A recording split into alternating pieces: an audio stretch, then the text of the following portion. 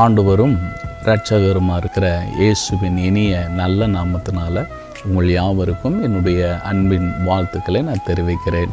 இந்த நாளில் கூட 1 பேதுருவுடைய புத்தகம் 3ஆம் அதிகாரம் 4வது வசனத்தில் அழியாத அலங்கரிப்பாக இருக்கிற சாந்தமும் அமைதலும் உள்ள ஆவியாகிய இருதயத்தில் மறைந்திருக்கிற குணமே உங்களுக்கு அலங்காரமாக இருக்க கடவுது, அதுவே தேவனுடைய பார்வையில் விலையேற பெற்றது என்று சொல்லப்பட்டிருக்கிறது.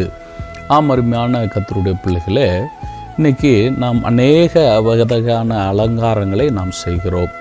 அது எல்லாம் யார் பார்க்க வேண்டும் என்பதற்காக என்றால் மனிதர்கள் பார்க்க வேண்டும் என்பதற்காகத்தான். இப்பொழுது கூட இந்த நிகழ்ச்சியை வழங்குகிறோம். நல்ல ஒரு ஆடை அணிந்து, நல்ல ஒரு பேக்ரவுண்டோடு கூட, நல்ல ஒரு வாய்ஸ் கிளியாரிட்டியோடு கூட பேச வேண்டும் என்று நாம் விரும்புகிறோம்.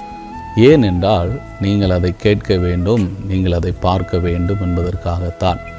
அப்போ இப்படிப்பட்டதான பிரமாண அலங்கரிப்பு ஒரு மனிதர்கள் பார்த்து நம்ம என்ன சொல்ல வேண்டும் என்பதற்காக செய்கிறோம்.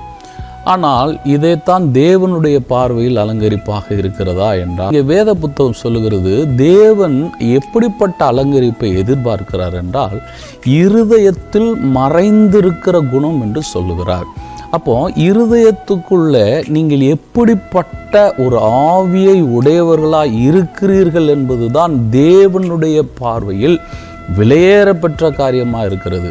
நான் புறம்பான எத்தனையோ வகையான விலையேறப்பெற்ற நான் ஆடைகளை உடுத்தி கொள்ளலாம், எத்தனையோ காரியங்களை நான் விரும்பாக வைத்து கொள்ளலாம். ஆனால் தேவனுடைய பார்வையில் அதெல்லாம் விலையேறப்பட்டது என்று சொல்லவில்லை. சாந்தமும் அமைதலும் உள்ள ஒரு ஆவியாகிய இருதயத்தில் மறைந்திருக்கிற குணம், அதுதான் அழியாத அலங்கரிப்பு என்று சொல்லுகிறார்.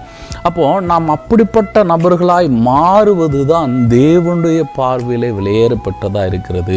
இன்றைக்கி உங்களுடைய குடும்பங்களில், வேலை பார்க்கிற ஸ்தலங்களில், மற்றவர்களிடத்தில் நீங்கள் எப்படிப்பட்ட ஆவியை உடையவர்கள் என்று நீங்கள் காண்பிக்கிறீர்கள்.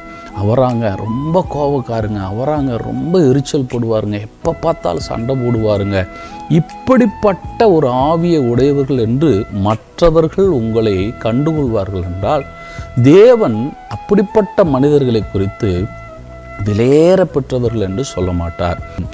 சாந்தமும் மனத்தாழ்மையுமாய் இருக்கிறேன், என்னிடத்தில் வந்து கற்றுக்கொள்ளுங்கள் என்று சொல்லுகிறார்.